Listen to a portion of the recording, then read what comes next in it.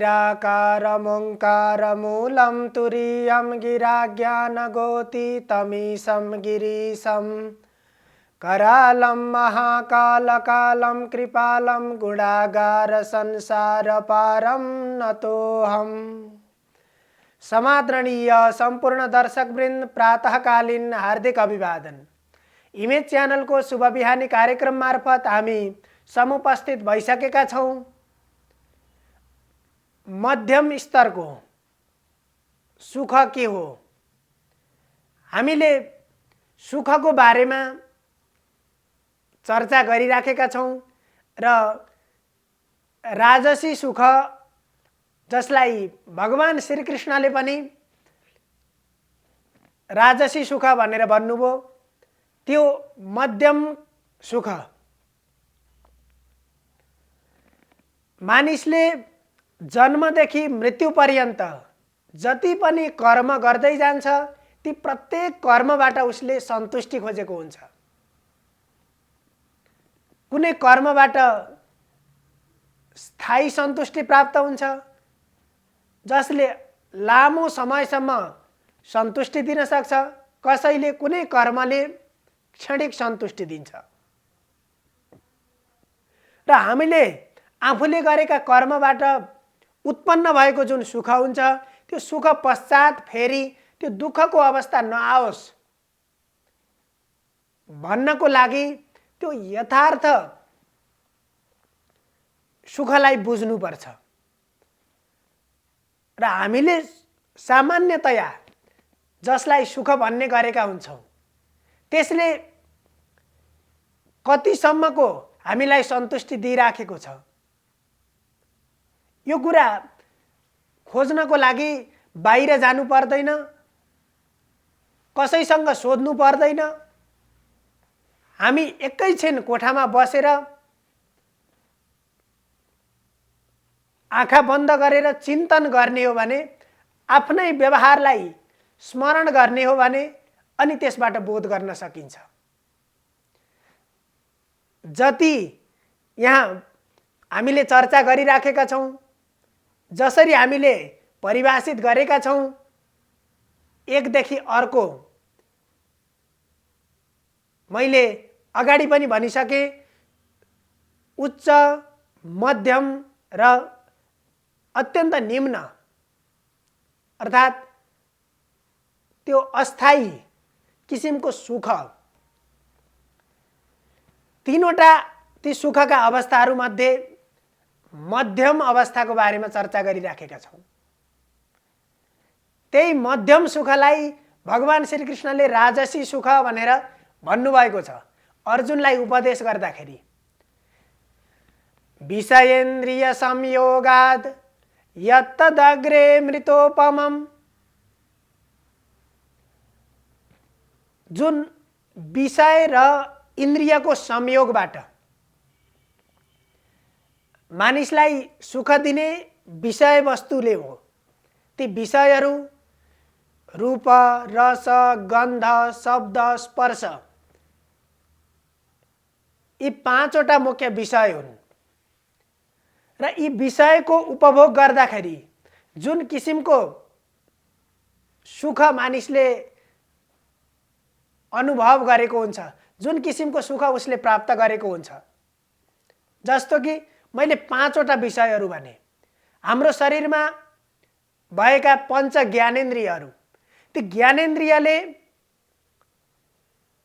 कर्म गर्दाखेरि, अर्थात् ज्ञानेन्द्रियको माध्यमबाट, ज्ञानेन्द्रियको कर्म भनेको कर्म त कर्मेन्द्रियको माध्यमबाट गरिन्छ, तर ती कर्मेन्द्रियको माध्यमबाट गरिएका कर्महरूको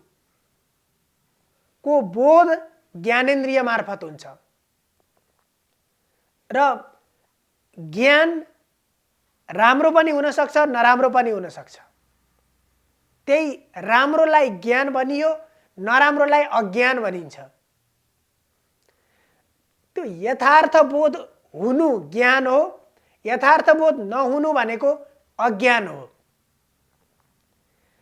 र पाँचवटा विषयहरूमध्ये ती पाँचवटा विषयलाई हाम्रा पञ्च ज्ञानेन्द्रियले क्रमशः बोध गर्दै जान्छन्।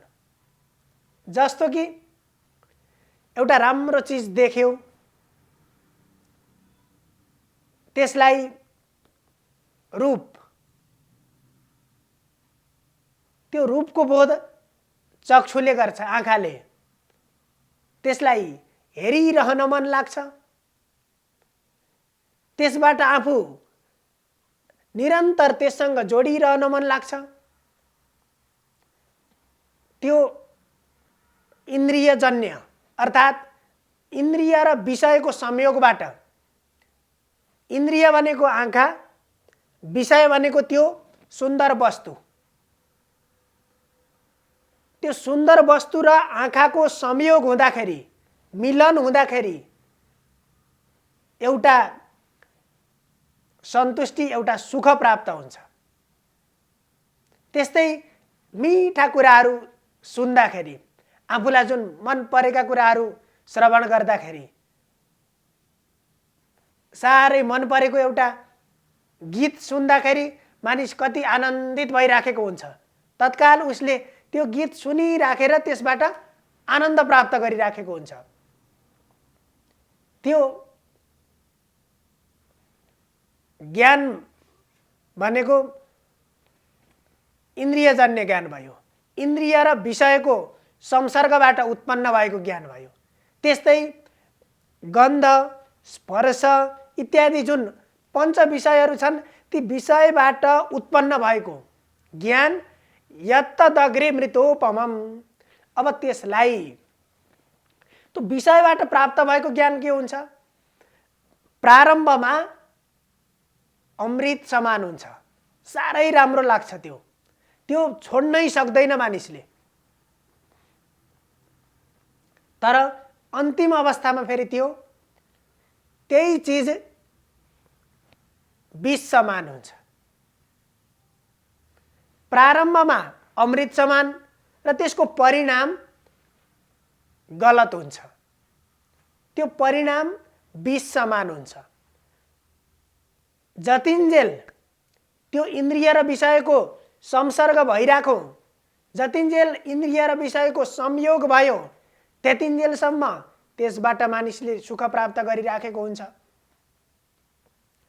अनि त्यसबाट वियोग हुने बित्तिकै फेरि त्यही अगाडिको विषयलाई चिन्तन गरेर ऊ दुखी हुन्छ। त्यो सुख विषय भोग वासनाबाट जन्मेको सुख अस्थायी भइहाल्यो, अहिले एकैछिन छ, केही बेरपछि त्यो नष्ट भयो, त्यो स्थायी कालसम्म रहने भएन। आज मानिलिउँ कतैबाट धन आर्जन भयो, अनि त्यो धन सम्पत्ति आज प्राप्त भयो, प्राप्त हुँदाखेरि प्रसन्न हुन्छ। अनि त्यही सम्पत्ति कतै खर्च भयो, नोक्सानी भयो, आफूलाई केही प्राप्त नहुने गरी त्यो चिज नोक्सानी भयो भने अनि त्यसैबाट त्यसले के गर्यो? फेरि दुःख उत्पन्न गराइदियो।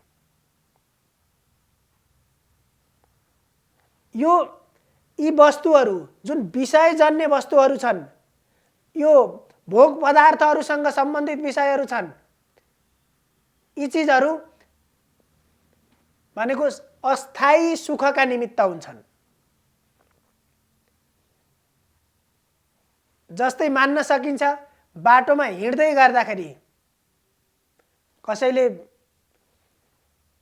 धेरै पैसा भेटायो, त्यो पैसा भेटिसकेपछि उसलाई ओहो मैले पैसा भेटेँ भन्ने लाग्छ, खुसी हुन्छ।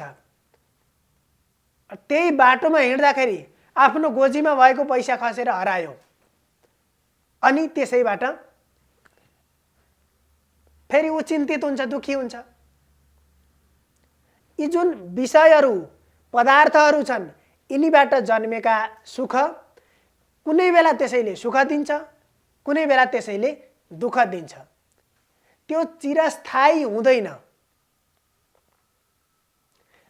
यो कुरालाई बोध गर्नु आवश्यक छ। किनभने यहाँ यी तीनवटा सुखहरू मध्येमा वास्तविक सुख भनेको हामी संयोगमा पनि सुखी बन्नु पर्यो र सुखी बन्न सक्नुपर्छ र त्यो संयोग भएन, सधैँ त संयोग हुँदैन।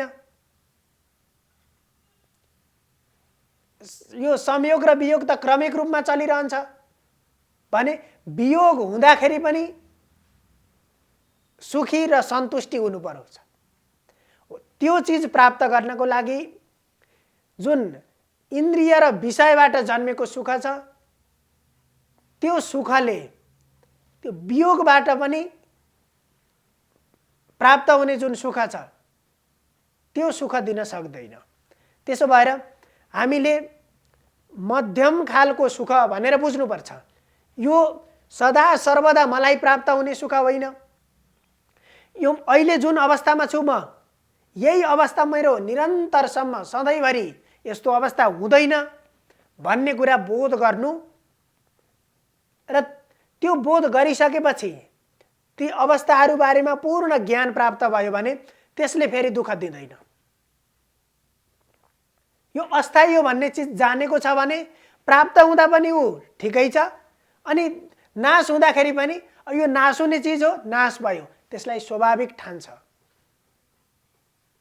यस प्रकारको सुख राजसी सुख। सर्वे भवन्तु सुखिनः सर्वे सन्तु निरामया सर्वे भद्राणि पश्यन्तु मा कश्चित् दुःखभाग् भवेत्। हजुरहरूको दिन शुभ होस्। धन्यवाद।